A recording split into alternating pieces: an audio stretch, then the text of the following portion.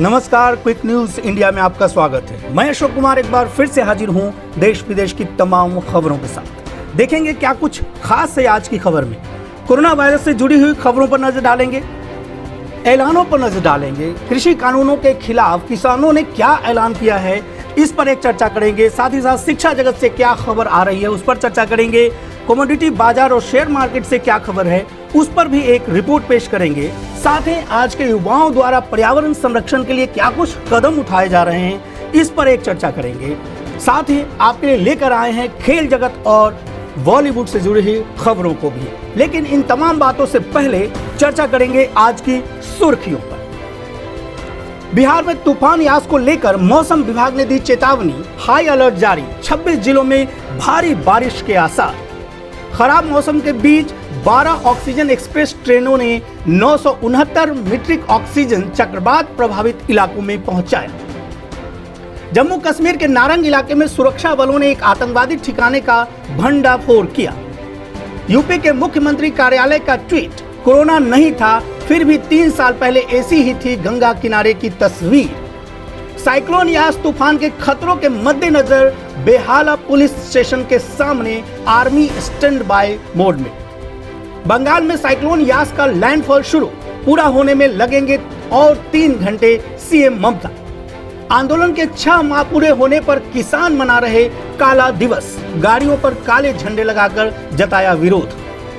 PM Modi बोले, corona मानवता पर सबसे बड़ा खतरा, हमने अपने वैज्ञानिकों पर गर्व है। शेयर बाजार में भी तेजी देखने को मिली, सेंसेक्स 262 अंकों की उछाल के साथ खुला। कोरोना देश में पिछले 24 घंटों में 2.08 लाख नए मामले सामने आए। कल रिकॉर्ड 22.27 लाख टेस्ट किए। ओडिशा के तट से 10 से 11 बजे के बीच टकराएगा यास, सीएम नवीन पटनायक ने अफसरों से की बात। यास तूफान का बंगाल में दिखने लगा असर, कोलकाता एयरपोर्ट आज शाम 7:45 तक बंद रहेगा। दिल्ली के द्वारका के बेगास मॉल में वैक्सीनेशन सेंटर का उद्घाटन आज, गाड़ी में बैठे बैठे लगवा सकते हैं वैक्सीन। ओडिशा में यास तूफान का असर, बालासोर समेत कई जगहों पर तेज हवा के साथ बारिश शुरू। पत्रकार तरुण तेजपाल को बरी किए जाने के फैसले के खिलाफ बॉम्बे हाईकोर्ट पहुंची गोवा सरकार। चक्रवाती तूफान यास के दोपहर तक ओडिशा तट से टकराने का अनुमान। त्रिपुरा में कल से कोरोना कर्फ्यू, 5 जून तक लागू रहेंगी पाबंदियां। पंजाब में कोरोना के 4,798 नए मामले सामने आए। पिछले 24 घंटों में 176 लोगों की जानें गई। पंजाब में कोरोना के 53,127 एक्टिव केस, पिछले 24 घंटों में ठीक हुए 6,451 संक्रमित। पंजाब में कोरोना के कारण अब तक 13,642 मौतें हो चुकी हैं। 4.81 लाख से ज्यादा संक्रमित ठीक भी हुए।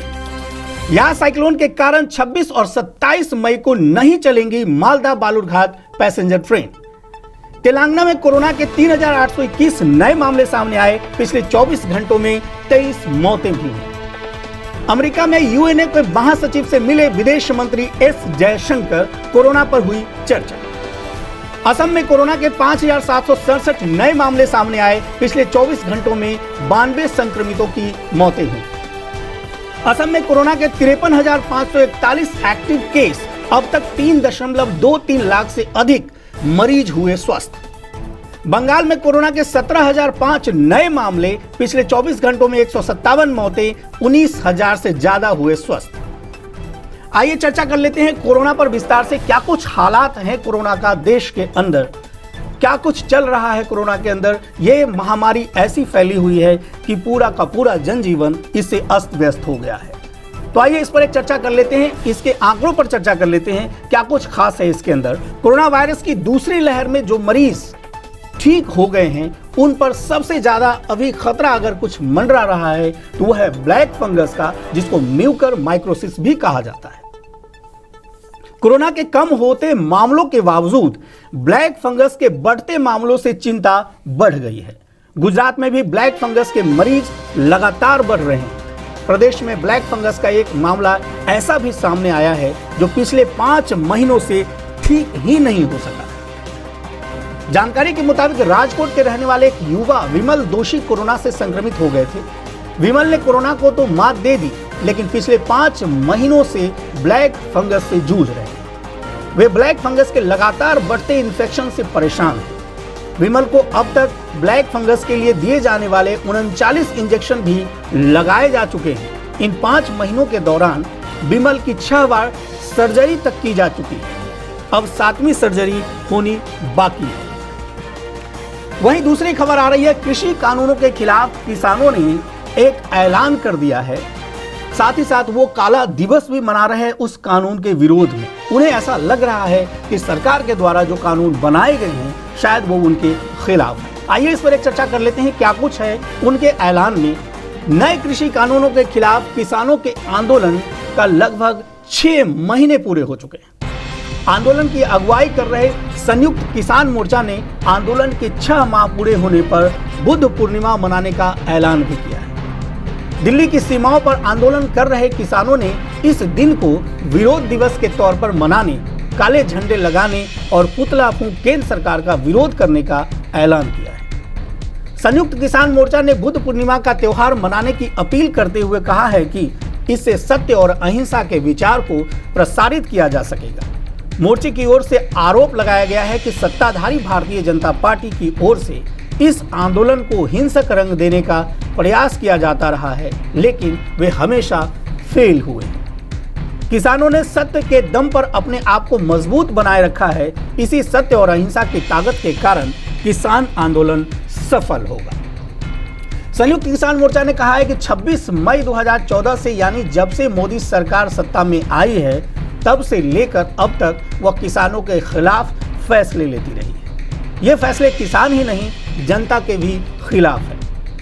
मोर्चा ने यह भी आरोप लगाया है कि इस सरकार में किसानों, मजदूरों, गरीबों, दलितों, महिलाओं, आदिवासियों, छात्रों, युवाओं, छोटे व्यापारियों और सभी नागरिकों का लगातार दमन किया गया। मोदी सरकार के 26 मई 2021 को 7 साल होने जा रहे हैं, जिसे संयुक्त किसान मोर्चा विरोध दिवस के रूप में मना रहा है।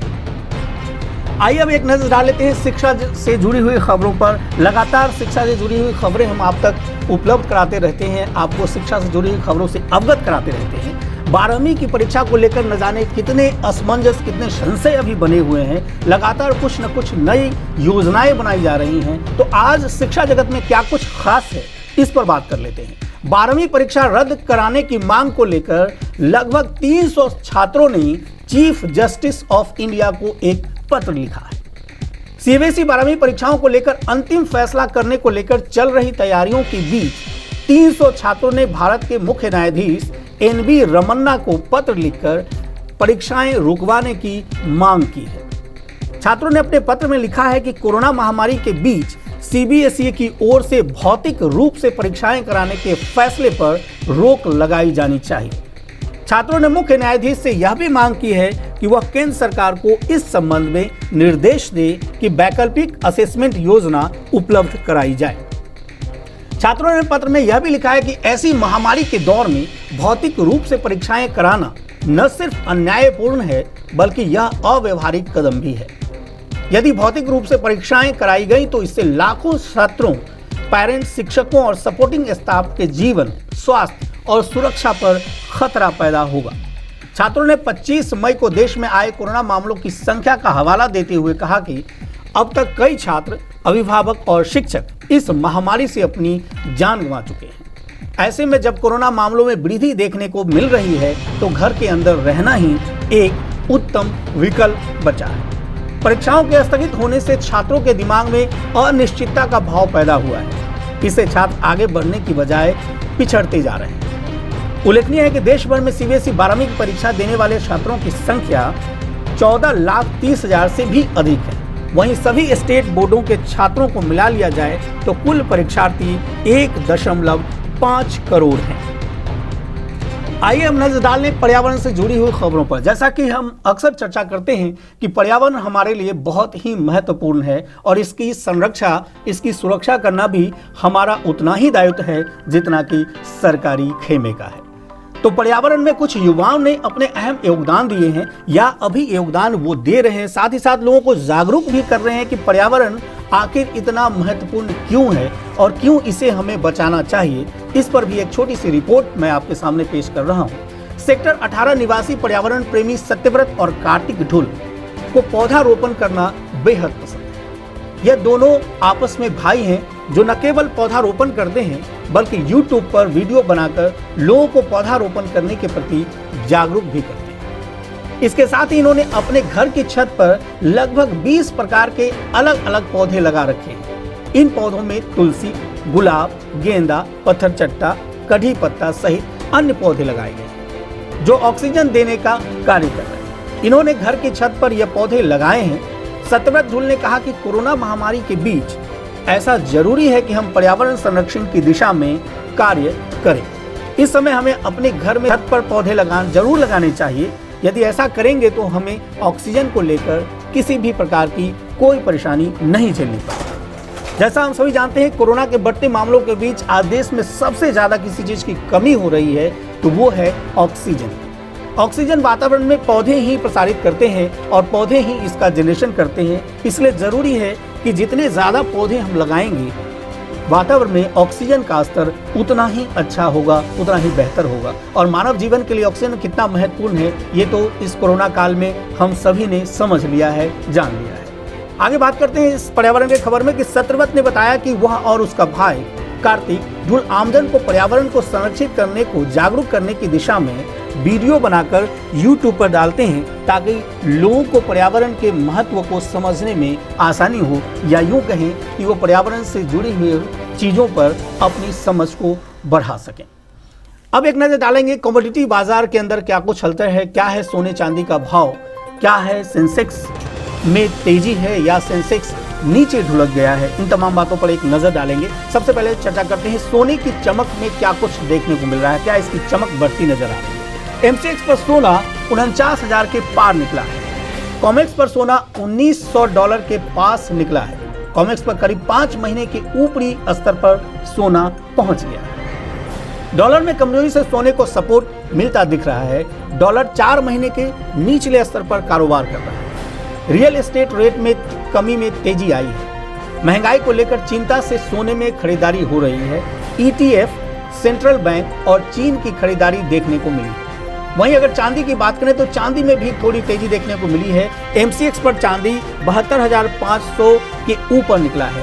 सोने की तेजी डॉलर में कमजोरी से सपोर्ट मिल रहा है। डॉलर 4 महीने के निचले स्तर पर है। बेहतर इंडस्ट्रियल डिमांड से इसमें मजबूती आई है। वहीं अगर शेयर बाजार की बात करें तो बाजार में जोरदार तेजी देखने को मिल रही है। इंट्राडे में आज निफ्टी पुराने रिकॉर्ड क्लोजिंग 15,313 के पार निकल गया है। 64 सेशन के बाद निफ्टी ने 15,313 का स्तर छुआ है। फिलहाल सेंसेक्स 355.24 अंक यानी 0.70% की तेजी के साथ 50,992.77 के स्तर पर दिख रहा है। वहीं निफ्टी 87.60 अंक यानी 0.58% की बढ़त के साथ 15,296 के स्तर के आसपास दिख रहा है। निफ्टी 15,300 और सेंसेक्स 51,000 के पार निकला है। निफ्टी बैंक की चाल भी सुधरी और ये नीचे से 350 अंक चढ़ा है। मिड कैप में आउटपरफॉर्मेंस IT, reality, pharma, financial share चमके हैं। मेटल शेयरों में हल्की मुनाफा वसूली भी देखने को मिल रही है। वहीं चर्चा करेंगे अगर खेल जगत की बात करें तो खेल जगत में जैसा हम लोग चर्चा करते आ रहे हैं, पिछले दिनों भी मैंने आपको एक रिपोर्ट पेश की थी सुशील कुमार के बारे में, जो एक रेसलर हैं छत्रसाल स्टेडियम दिल्ली के। उनको उम्र कैद या फांसी की सजा हो सकती है। दरअसल वो एक पहलवान की हत्या और उसके अपहरण के मामले में अभी जेल में बंद हैं और हो सकता है कि उनको फांसी की या उम्र कैद की सजा हो जाए। तो क्या कुछ खबर है खेल जगत से उनके लिए, आइए इस पर एक नजर डाल लेते हैं। दिल्ली के छत्रसाल स्टेडियम में 4 मई की रात को पहलवान सागर धनकर हत्याकांड मामले में गिरफ्तार किए गए ओलंपिक पदक विजेता सुशील कुमार को अपनी गलती का एहसास हो रहा है। सलाखों के पीछे पहुंचते ही सुरक्षित सुशील कुमार टूट गए हैं और फूट फूट कर रोने लगे। सुशील पर किडनैपिंग, मर्डर और आपराधिक साजिश का आरोप है, जिसके चलते उनको उम्र कैद या फांसी की सजा मिल सकती है। दिल्ली हाईकोर्ट के वकील प्रशांत मनचंदा ने बताया कि सुशील कुमार पर अपहरण, हत्या व आपराधिक साजिश का आरोप है। इन आरोपों के साबित होने की स्थिति में कम से कम उम्र कैद की सजा एवं अधिकतम फांसी तक की सजा सुनाई जा सकती है। इसके अलावा जुर्माना भी किया जा सकता है। तीनों आरोपों में अलग से सजा सुनाई जा सकती है। हालांकि इन तीनों अपराधों में सजा एक साथ चलेगी, इसलिए कम से कम व अधिक से अधिक का फॉर्मूला ही उनकी सजा में लागू होगा। खेल जगत में दूसरी खबर लेकर आए हैं आपके लिए क्रिकेट की दुनिया का कि क्रिकेट में क्या कुछ हलचल चल रहा है। दक्षिण अफ्रीका के खिलाफ सीरीज जो है वो रद्द कर दी गई है। आईपीएल 2021 से होगी T20 विश्व कप की तैयारी। यानी बीसीसीआई ने भारत की दक्षिण अफ्रीका के खिलाफ दिसंबर में होने वाली 3 मैचों की T20 सीरीज को अब रद्द कर दिया है और स्थगित इंडियन प्रीमियर लीग के बाकी सत्र को 22 दिन में पूरा कराने की तैयारी कर रही है। इसे संयुक्त अरब अमीरात यूएई में 18 या 19 सितंबर से फिर से शुरू किया जा सकता है, जिसमें 10 डबल हेडर यानी एक दिन में 2 मैच खेले जाने की उम्मीद जताई जा रही है। बीसीसीआई ने भारत की दक्षिण अफ्रीका के खिलाफ सितंबर में होने वाली 3 मैचों की T20 सीरीज को रद्द कर दिया और स्थगित इंडियन प्रीमियर लीग के बाकी सत्र को 22 दिन में पूरा कराने की तैयारी कर ली है। इसे संयुक्त अरब अमीरात यानी यूएई में 18 या 19 सितंबर से फिर से शुरू किया जा सकता है, ऐसा बीसीसीआई की तरफ से खबर आ रही है, जिसमें 10 डबल हेडर यानी एक दिन में 2 मैच खेले जाने की उम्मीद जताई जा रही है। बीसीसीआई के एक वरिष्ठ अधिकारी ने मंगलवार को कहा कि फाइनल मुकाबला 9 या 10 अक्टूबर को खेला जा सकता है। 3 सप्ताह की विंडो सत्र को पूरा करने के लिए पर्याप्त होगी, जिसमें लीग के सहित सभी प्राथमिक हितधारकों के लिए फायदा होगा। आईपीएल के बायो बबल में कोविड-19 के कई मामले सामने आने के बाद इसे 4 मई को स्थगित कर दिया गया था। वहीं अधिकारी ने बताया कि बीसीसीआई ने सभी हितधारकों के साथ बात की है और 18 से 20 सितंबर के बीच टूर्नामेंट दोबारा शुरू हो सकता है, ऐसी संभावना व्यक्त की है। 18 सितंबर को शनिवार और 19 सितंबर को रविवार है। संभावना है कि आप सप्ताहांत के दिन दोबारा लीग शुरू करना चाहेंगे। इसी तरह 9 या 10 अक्टूबर को फाइनल हो सकता है, क्योंकि यह सप्ताहांत है। हम कार्यक्रम को अंतिम रूप दे रहे हैं और 10 दिन में 2 मैच होंगे और बाकी 7 दिन सिर्फ शाम को मैच होंगे। इसके अलावा 4 मुख्य मैच, 2 क्वालिफायर, 1 एलिमिनेटर और फाइनल के साथ 31 मैच पूरे होंगे। वहीं दक्षिण अफ्रीका के खिलाफ सितंबर में होने वाली भारत की T20 सीरीज टीम की T20 विश्व कप की तैयारियों का हिस्सा थी। सूत्र ने कहा, इस सीरीज का आयोजन नहीं होगा और वैसे भी आईपीएल जैसे प्रतिस्पर्धी टूर्नामेंट में खेलने से बेहतर T20 विश्व कप की तैयारी नहीं हो सकती। T20 विश्व कप आईपीएल के खत्म होने के 1 हफ्ते या 10 दिन के भीतर शुरू हो जाएगा। इसलिए दक्षिण अफ्रीका के खिलाफ सीरीज बाद में किसी अन्य तारीखों पर हो सकती है। संभावना है कि भारत जब अगले साल की शुरुआत में दक्षिण अफ्रीका का दौरा करेगा तो अतिरिक्त मैच खेल सकता है। दोस्तों, हमारे चैनल की कोशिश है कि हम लगातार आपको सही और सटीक जानकारी उपलब्ध कराते रहें, साथ ही साथ वो तमाम जानकारी भी आपके सामने पेश करते रहें जो आपके दैनिक जीवन से या आपके लिए ज़रूरी हो, या यूं कहें कि आपके लिए जानना ज़रूरी हो या आप जानना चाहते हो। तो तमाम बातें हम दिन प्रतिदिन आपको उपलब्ध कराते रहते हैं और आगे भी ऐसे ही हम खबरें आप तक लेते आएंगे, जिससे कि आपकी जानकारी भी बढ़े, साथ ही साथ वो चीज़ें भी आपको मिल सके जिनकी तलाश आपको है। खेल जगत में आगे बात करते हैं क्या कुछ और कहा उन्होंने, साथ ही साथ बात करेंगे बॉलीवुड से जुड़ी हुई खबर। जैसा कि हम सभी जानते हैं कि बॉलीवुड में भी कुछ हलचल होती रहती है, या कुछ कई एक कलाकार ऐसे हैं जो लगातार कुछ न कुछ अपने कमेंट्स देते रहते हैं, किसी न किसी पर वो व्यंग्यात्मक शैली का इस्तेमाल करते रहते हैं। तो आज चर्चा उसमें करेंगे कि बॉलीवुड एक्टर जो कमाल राशिद खान है, उन्होंने प्रधानमंत्री मोदी के बारे में या राजनीतिक गलियारे में क्या कुछ कहा है, क्या अपनी राय दी है, उस पर चर्चा करेंगे। लेकिन उससे पहले एक बार आपको ज़रूर ये बताना चाहूँगा कि रेगुलर न्यूज़ अपडेट के लिए हमारे चैनल को आप सब्सक्राइब करिए, शेयर करिए और कमेंट भी करिए। साथ ही साथ कुछ सुझाव अगर आपके हैं तो वो भी आप हमारे कमेंट बॉक्स में लिखकर हमें भेज सकते हैं, जिससे हमें और आगे आपको जानकारी उपलब्ध कराने में सहूलियत हो सके।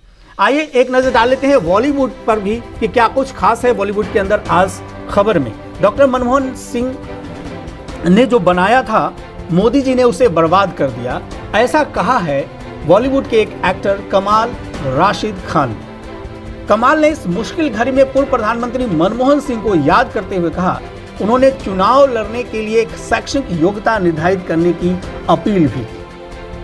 कोरोना के बढ़ते मामलों के बाद देश की अर्थव्यवस्था चरमरा सी गई है। इन बिगड़ते हालातों पर बॉलीवुड एक्टर कमाल आर खान KRK ने भी अपनी प्रतिक्रिया व्यक्त की। कमाल ने इस मुश्किल घड़ी में पूर्व प्रधानमंत्री मनमोहन सिंह को याद करते हुए कहा, साथ ही साथ उन्होंने चुनाव लड़ने के लिए एक शैक्षणिक योग्यता निर्धारित करने की अपील भी की। कमाल खान ने क्या कहा, इस पर एक चर्चा कर लेते हैं। बेचारे मनमोहन सिंह जी ने अपनी सारी जिंदगी खर्च करके जो देश बनाया था, मोदी जी ने सिर्फ 7 साल में बर्बाद कर दिया। कसम से दिल रोता है यह देखकर, यह बात कही है कमाल राशिद खान। इतना ही नहीं, कमाल ने भारत में चुनाव लड़ने के लिए शैक्षणिक योग्यता निर्धारित करने पर सुझाव देते हुए एक अन्य ट्वीट भी किया। अपने पोस्ट में उन्होंने लिखा, ऐसे किसी भी व्यक्ति को चुनाव लड़ने की इजाजत नहीं होनी चाहिए जिसके पास न असली डिग्री है और जो न अंग्रेजी बोलना जानता है। ऐसा कोई भी व्यक्ति प्रधानमंत्री नहीं बनना चाहिए जिसके पास फाइनेंस में मास्टर डिग्री न हो और 10 साल का अनुभव न हो। कमाल खान के इन ट्वीट्स पर यूजर्स की प्रतिक्रिया भी बहुत देखने को मिल रही है। कुछ यूजर्स ने कमाल के इन सुझावों का जहां समर्थन किया है, वहीं कुछ ने इसे सिरे से खारिज भी किया है। एक यूजर ने लिखा है, इस हिसाब से तो राहुल गांधी भी नामांकन दाखिल नहीं कर सकते। जबकि एक अन्य यूजर ने लिखा, आपकी बात से पूरी तरह सहमत हूं। चुनाव जीतने के बाद प्रतिनिधि को नैतिकता का पाठ पढ़ाने के लिए 1 साल की क्लास भी अनिवार्य करनी चाहिए।